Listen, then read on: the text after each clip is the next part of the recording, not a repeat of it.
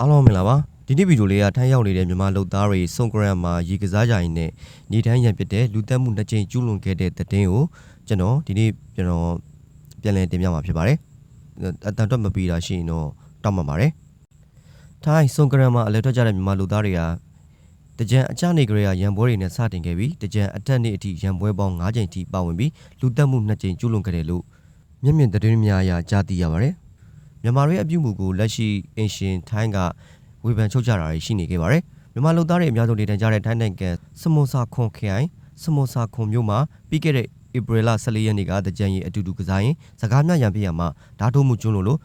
မြန်မာတူအခင်းဖြစ်တဲ့နေရာမှာပဲတည်ဆုံတော့ပါတယ်ဓာတ်ထိုးခင်ရလို့တည်ဆုံသူကမြန်မာလူသားအသက်25နှစ်ရှိပါတယ်မယားဖြစ်သူကိုတစ်ဖက်ကတနခါလင်းမရကနေရန်ပွဲစတင်ခဲ့တယ်လို့သိရပါတယ်လူသက်မှုကျွန်းလို့မိရှောင်ပြေးဖို့ကြိုးစားပေမဲ့တန်တရားရှိသူ4ဦးကိုဧပြီလ15ရက်နေ့မှာပဲစမွန်ဆာခွန်မြို့နယ်ရဲတပ်ဖွဲ့ကဖမ်းမိထားတယ်လို့သိရပါတယ်။အမှုမှာတန်တရားရှိသူ4ဦးကမောင်အောင်ထွေးအသက်22နှစ်၊မောင်နိုင်အောင်အသက်30၊မောင်ခန့်ခန့်ကျော်အသက်25နှစ်နဲ့မောင်နဒီဝင်းအသက်22နှစ်လို့သိရပါတယ်။ဆက်ပြီးတဲ့မှာဧပြီ14ရက်နေ့ည8နာရီအချိန်မှာလဲမြန်မာအချင်းချင်းနောက်ထပ်ဓာတ်ထုံမှုတူဖြစ်သွားခဲ့ပါတယ်။တဦးသေဆုံးတဦးဒဏ်ရာထပ်မံရရှိခဲ့လို့သိရပါတယ်။တကြံရီထွက်ကစားရင်လမ်းမှာစကားများညီဆုံးရကနေအခန်းထိလိုက်လာပြီးကျွလွန်သွားတာလို့မျက်မြင်တွေ့ရှိသူတွေကတော့ပြောပါတယ်။အသက်30ရွယ်မောင်စုမောင်ဟာတချက်မကထိုးတွင်းတရားနဲ့သူတို့နေထိုင်တဲ့အခန်းရှိမှာပဲတိတ်ဆုံးနေအောင်တွေ့ရပါတယ်။ညီဖြစ်သူမောင်ဖြိုးနေနီအသက်22နှစ်ကတော့ဓာတ်တန်ရာတွေနဲ့ထွက်ပြေးရင်နီးနားမှာရှိသူတွေကိုအကူအညီတောင်းရခဲ့ပါတယ်။မောင်စုမောင်နဲ့မောင်ဖြိုးနေနီတို့ညီကိုနှစ်ယောက်ကထိုင်းနိုင်ငံဘောဝင်းရက်ကရှိအငှားတိုက်ခန်း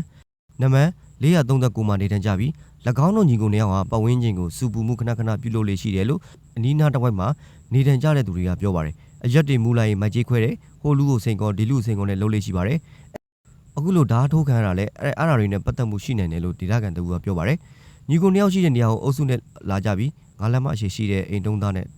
အသုံးပြုခဲ့တာပါ။တရားခံအုပ်စုကလည်းမြန်မာတွေပဲလို့ပြောပါတယ်။တစ်ဆက်တည်းမှာပဲဧပြီလ23ရက်နေ့မှာလူအများပြအပန်းဖြေနေတဲ့ရေတကုံရှိတဲ့နေရာမှာအုပ်စုလိုက်အရက်တွေထိုင်တော့ရကနေစကားများရန်ဖြစ်ရင်အပြန်အလှန်ခဲတွေနဲ့ပြစ်ပေါက်ကြလို့ဦးကောင်းကွန်ကွဲတန်ရာရရှိသွားကြပါတယ်။မြန်မာအချင်းချင်းရန်ဖြစ်ကြတာဘယ်ကနေစလာလဲတော့မသိဘူး။ရန်ဖြစ်နေချိန်ကျမအမျိုးသားတားဆီးဖို့ကြိုးစားခဲ့ပါသေးတယ်။နှစ်ဖက်ဆိုတော့10ရောက်လောက်ရှိမယ်ထင်လို့ရုပ်တံရိုက်ကူးထားသူ